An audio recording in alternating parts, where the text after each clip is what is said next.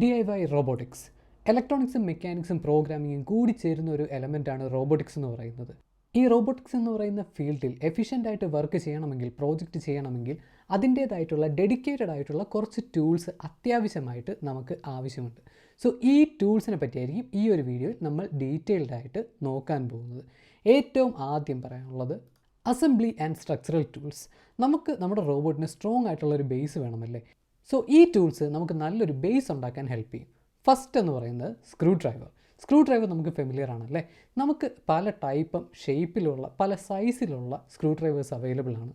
ഈ screw drivers നമ്മുടെ റോബോട്ടിൻ്റെ ബോഡിയിലേക്ക് പല പല സെൻസേഴ്സ്, മോട്ടോഴ്സ്, അതുപോലെ തന്നെ ബോഡിയുടെ വേറെ പാർട്സ് ബോഡിക്ക് ഡാമേജ് വരാത്ത രീതിയിൽ സ്ക്രൂ ചെയ്ത് കണക്റ്റ് ചെയ്യാൻ നമ്മളെ ഹെൽപ്പ് ചെയ്യുന്നു.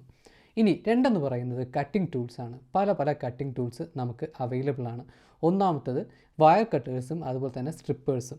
ഈ ഒരു ടൂൾ എന്ന് പറയുന്നത് വയേഴ്സ് കട്ട് ചെയ്യാനും അതുപോലെ തന്നെ ഈ വയേഴ്സിന് ചുറ്റുമുള്ള ഇൻസുലേഷൻസ് സ്ട്രിപ്പ് ചെയ്യാനും സേഫായിട്ട് ഉപയോഗിക്കാവുന്നതാണ്. പിന്നെ ഒരു ചെറിയ ഹാക്സോ. നമ്മുടെ റോബോട്ടിൻ്റെ ബോഡി എന്ന് പറയുന്നത് വുഡാവാം, സ്റ്റീലാവാം, ഇങ്ങനെ പല മെറ്റീരിയൽ ആവാം. സോ ഈ മെറ്റീരിയൽസിനെ നമുക്ക് സേഫായിട്ട് കട്ട് ചെയ്യാൻ ഹാക്സോ യൂസ് ചെയ്യാം. പിന്നെ ഉള്ളത് നോസ് പ്ലെയേഴ്സ്. ഈ കാണുന്നതാണ് നോസ് പ്ലെയർ എന്ന് പറയുന്നത്. നമുക്ക് കണ്ടാൽ തന്നെ അറിയാം ഇതിൻ്റെ അറ്റം നല്ല ഷാർപ്പാണ്, കുറച്ച് നീളം കൂടുതലാണ്. സോ ടൈറ്റ് ആയിട്ടുള്ള സ്പേസസ് റീച്ച് ചെയ്യാനും ചെറിയ ഒബ്ജക്ട്സ് ഹോൾഡ് ചെയ്യാനും ലൈറ്റ് വയേഴ്സ് കട്ട് ചെയ്യാനും ഇവനെ നമുക്ക് യൂസ് ചെയ്യാം. റോബോട്ടിക്സിൽ അക്യുറസി എന്ന് പറയുന്നത് വളരെയധികം ഇമ്പോർട്ടൻ്റ് ആണ്. സോ നമുക്ക് ഈ കാലിപ്പർ പോലുള്ള ടൂൾസും അതുപോലെ തന്നെ സ്കെയില്, അതുപോലെ തന്നെ മൾട്ടിമീറ്റേഴ്സ്, ഇങ്ങനെയുള്ള മെഷറിംഗ് ടൂൾസ് വളരെയധികം ഇമ്പോർട്ടൻ്റ് ആണ്. നമ്മൾ പ്രോപ്പർ ലെങ്ത് എടുത്തിട്ടല്ല മെറ്റീരിയൽസ് കട്ട് ചെയ്യുന്നതെങ്കിൽ ഇത് അസംബിൾ ചെയ്യുന്ന സമയത്ത് വളരെയധികം ബുദ്ധിമുട്ടാവും. ഇനി അടുത്ത സെറ്റ് എന്ന് പറയുന്നത് ബേസിക് ഇലക്ട്രോണിക് കമ്പോണൻറ്റ്സ്, അതുപോലെ കിറ്റ്സ് ആൻഡ് സർക്യൂട്ട്സ്. ഇലക്ട്രോണിക് കമ്പോണൻറ്റ്സും സർക്യൂട്ടും നമ്മുടെ റോബോട്ടിൻ്റെ ബ്രെയിനാണ്. നിങ്ങൾക്ക് ഈ ബ്രെഡ് ബോർഡ് എന്ന് പറയുന്ന സംഭവം ഫെമിലിയർ ആയിരിക്കും അല്ലേ. ഏതൊരു ഇലക്ട്രോണിക് എഞ്ചിനീയറിനും മസ്റ്റായിട്ട് വേണ്ട ഒരു എക്യുപ്മെൻ്റാണ് ഈ ഒരു ബ്രെഡ് ബോർഡ് എന്ന് പറയുന്നത്. ഈ ബ്രെഡ് ബോർഡിൻ്റെ കൂടെ കുറച്ച് ജമ്പർ വയേഴ്സും കൂടെ യൂസ് ചെയ്തുകൊണ്ട് നമുക്ക് പലതരം സർക്യൂട്ട് ടെസ്റ്റ് ചെയ്യാൻ പറ്റും. പ്രത്യേകിച്ച് നമ്മുടെ പ്രോജക്റ്റിൻ്റെ ഏർലി സ്റ്റേജസിൽ വളരെയധികം യൂസ്ഫുൾ ആയിട്ട് വരുന്നൊരു സാധനമാണ് ബ്രെഡ് ബോർഡ്.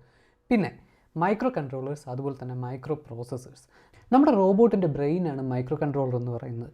ഈ മൈക്രോ കൺട്രോളറാണ് റോബോട്ടിൻ്റെ ആക്ച്വേറ്റേഴ്സ്, അതായത് മോട്ടോഴ്സും അതുപോലെ തന്നെ സെൻസേഴ്സിൻ്റെ ഇൻഫർമേഷൻ ഇതെല്ലാം കോർഡിനേറ്റ് ചെയ്യുന്നത് മൈക്രോ കൺട്രോളറാണ്. നമ്മുടെ റോബോട്ടിൻ്റെ ആക്ടിവിറ്റിയും അതുപോലെ തന്നെ ലോജിക്കിൻ്റെ കോംപ്ലക്സിറ്റിയും ഡിപ്പെൻഡ് ചെയ്തിട്ട് നമുക്ക് നല്ലൊരു മൈക്രോ കൺട്രോളർ ചൂസ് ചെയ്യാവുന്നതാണ്. അതുപോലെ തന്നെ ഫണ്ടമെൻ്റൽ കമ്പോണൻറ്റ്സ് ലൈക്ക് റെസിസ്റ്റേഴ്സ്, അതുപോലെ തന്നെ കപ്പാസിറ്റേഴ്സ്, LEDs, ട്രാൻസിസ്റ്റേഴ്സ്, ഇതൊക്കെ നമ്മുടെ റോബോട്ടിന് വേണ്ടിയിട്ടുള്ള സർക്യൂട്ട് ഡിസൈൻ ചെയ്യാൻ വേണ്ടിയിട്ടുള്ള വളരെ ഫണ്ടമെൻ്റൽ ആയിട്ടുള്ള കമ്പോണൻറ്റ്സ് ആണ്. റെസിസ്റ്റേഴ്സ് നിങ്ങൾക്ക് ഫെമിലിയർ ആയിരിക്കും അല്ലേ. കറണ്ട് ഫ്ലോ കൺട്രോൾ ചെയ്യുന്ന റെസിസ്റ്റേഴ്സ് ആണ്. ഇതാണ് LED എന്ന് പറഞ്ഞാൽ നമുക്ക് പലതരം ഇൻഡിക്കേഷന് വേണ്ടിയിട്ട് യൂസ് ചെയ്യാം. ഇത് മാത്രമല്ല വേറെയും ഒരുപാട് കമ്പോണൻറ്റ്സ് ഉണ്ട്. സോ ഈ കമ്പോണൻസിനെ പറ്റിയുള്ള അത്യാവശ്യം നല്ലൊരു അറിവും ആവശ്യമുണ്ട്. അതുപോലെ തന്നെ ഈ കമ്പോണൻസിൻ്റെ കിറ്റ്സ് വാങ്ങിക്കാൻ കിട്ടും. ഈ കിറ്റ്സ് വാങ്ങിച്ച് വെച്ചിരുന്നാൽ നമുക്ക് വളരെയധികം യൂസ്ഫുൾ ആയിരിക്കും. ഈ കമ്പോണൻസിനോ കിറ്റ്സിനോ വിലയൊന്നും വലുതായിട്ടില്ല. നിങ്ങൾക്ക് ഏതൊരു ഇലക്ട്രോണിക് ഷോപ്പിൽ പോയാലും വാങ്ങിക്കാൻ പറ്റുന്നതാണ്. മുന്നോട്ട് പോകുന്നതിന് മുമ്പേ ഞാൻ യൂസ് ചെയ്യുന്ന ഒരു സോഫ്റ്റ്വെയർ നിങ്ങൾ പരിചയപ്പെടുത്തുകയാണ്. ഈ സോഫ്റ്റ്വെയറിൻ്റെ പേര് Altium PCB ഡിസൈനർ എന്നാണ്. നമ്മുടെ ഹോബി പ്രോജക്ട്സിന് വേണ്ടിയിട്ടാണെങ്കിലും ഇൻഡസ്ട്രിയൽ ലെവലുള്ള കോംപ്ലിക്കേറ്റഡ് ആയിട്ടുള്ള PCBs ഡിസൈൻ ചെയ്യാനും സർക്യൂട്ട് വരയ്ക്കാനും വേണ്ടിയിട്ട് സിമ്പിളായിട്ട് യൂസ് ചെയ്യാൻ പറ്റുന്ന ഒരു user friendly at the same time powerful ആയിട്ടുള്ള ഒരു ടൂളാണ് Altium PCB ഡിസൈനർ. ഈ Altium സബ്സ്ക്രിപ്ഷനോട് കൂടി തന്നെ Altium 365 എന്ന് പറയുന്ന ഒരു ഫീച്ചർ കൂടി നമുക്ക് ഫ്രീ ആയിട്ട് അവൈലബിൾ ആണ്. ഈ Altium 365 എന്ന് പറയുന്ന ഫീച്ചർ യൂസ് ചെയ്തുകൊണ്ട് നമുക്ക് റിയൽ ടൈമിൽ ഫ്രണ്ട്സുമായിട്ട് കൊളാബറേറ്റ് ചെയ്തുകൊണ്ട് സർക്യൂട്ട് വരയ്ക്കാനും PCB ഡിസൈൻ ചെയ്യാനും പറ്റും. ഇത് വളരെയധികം യൂസ്ഫുൾ ആയിട്ടുള്ള ഒരു അടിപൊളി ടൂളാണ്. ഇതിൻ്റെ ലിങ്ക് ഡിസ്ക്രിപ്ഷനിൽ കൊടുത്തിട്ടുണ്ട്. നിങ്ങൾക്ക് വേണമെങ്കിൽ ഫ്രീ ആയിട്ട് ഡൗൺലോഡ് ചെയ്ത് ഒന്ന് ട്രൈ ചെയ്ത് നോക്കാവുന്നതാണ്. ഇനി അടുത്തത് ടൂൾസ് ഫോർ ഇലക്ട്രിക്കൽ കണക്ഷൻസ്. എല്ലാ റോബോട്ടിൻ്റെയും ബാക്ക് ബോൺ എന്ന് പറയുന്നത് റിലയബിൾ ആയിട്ടുള്ള കണക്ഷൻസ് ആണ്. ഈ കാണുന്നതാണ് സോൾഡറിങ്. നമ്മൾ റോബോട്ടിന് വേണ്ടിയിട്ട് സർക്യൂട്ട് ഡിസൈൻ ചെയ്ത് PCB ഡിസൈൻ ചെയ്ത് അതിനകത്തേക്ക് കമ്പോണൻസ് സോൾഡർ ചെയ്ത് വെക്കാൻ വേണ്ടിയിട്ട് യൂസ് ചെയ്യുന്ന സാധനമാണ് ഈ സോൾഡറിങ് ആൻ. ഈ സോൾഡറിങ് ആൻ വെച്ച് കമ്പോണൻസ് PCBയിൽ സോൾഡർ ചെയ്ത് വെച്ച് കഴിഞ്ഞാൽ അത്യാവശ്യം സ്ട്രെസ്സൊക്കെ കമ്പോണൻസിൽ വന്നാലും കമ്പോണൻസ് അതിൻ്റെ പൊസിഷനിൽ നിന്ന് മാറിപ്പോകത്തില്ല. പിന്നെ ഈ കാണുന്നതാണ് മൾട്ടിമീറ്ററും ഒരു എഞ്ചിനീയറിന്, ഇലക്ട്രോണിക് എഞ്ചിനീയർ ഏറ്റവും അത്യാവശ്യമായിട്ട് വേണ്ട ഒരു ഇൻസ്ട്രുമെൻ്റാണ്.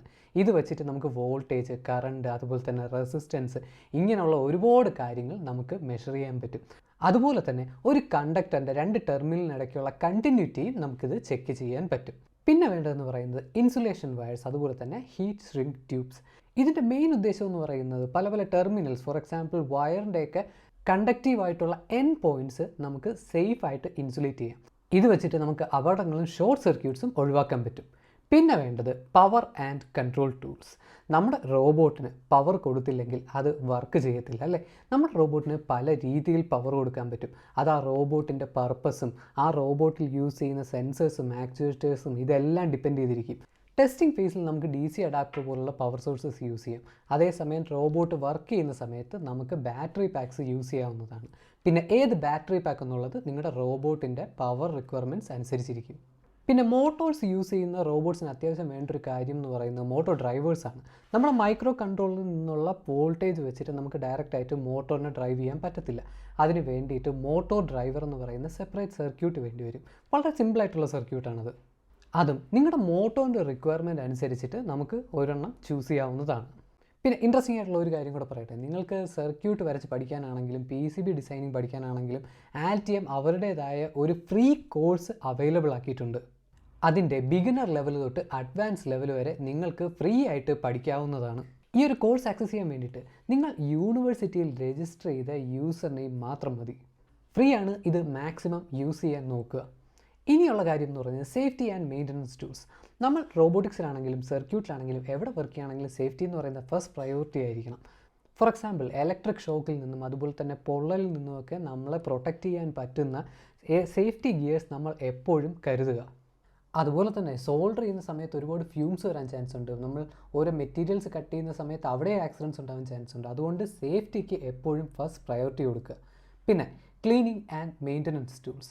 ഞാൻ നേരത്തെ പറഞ്ഞ പോലെ തന്നെ ഈ റോബോട്ടിനെ ഉണ്ടാക്കുക എന്ന് പറയുന്ന അത്ര നീറ്റായിട്ടുള്ളൊരു കാര്യമൊന്നുമല്ല. നമ്മുടെ ടേബിൾ മെസ്സി ആവും, നമ്മുടെ കൈയൊക്കെ മെസ്സി ആവും. സോ ഇതൊക്കെ ക്ലീൻ ചെയ്യാൻ വേണ്ടിയിട്ടുള്ള ടൂൾസും എപ്പോഴും കരുതുക. നമ്മുടെ ടേബിൾ എപ്പോഴും ക്ലീൻ ആക്കി വെച്ചിരിക്കുക. സോ അത്യാവശ്യമായിട്ട് ഇത്രയും കാര്യങ്ങളുണ്ടെങ്കിൽ നിങ്ങൾ റെഡിയാണ്. നിങ്ങൾക്ക് റോബോട്ടിക്സ് സ്റ്റാർട്ട് ചെയ്യാവുന്നതാണ്. നമുക്ക് അടുത്ത വീഡിയോയിൽ കാണാം.